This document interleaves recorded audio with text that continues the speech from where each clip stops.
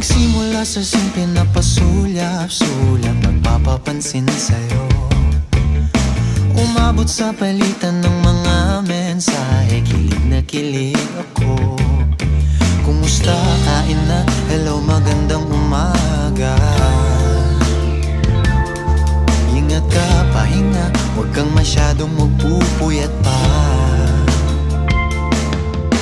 Naramdaman ng puso na dahan-dahan na pang nahuhulog sa'yo.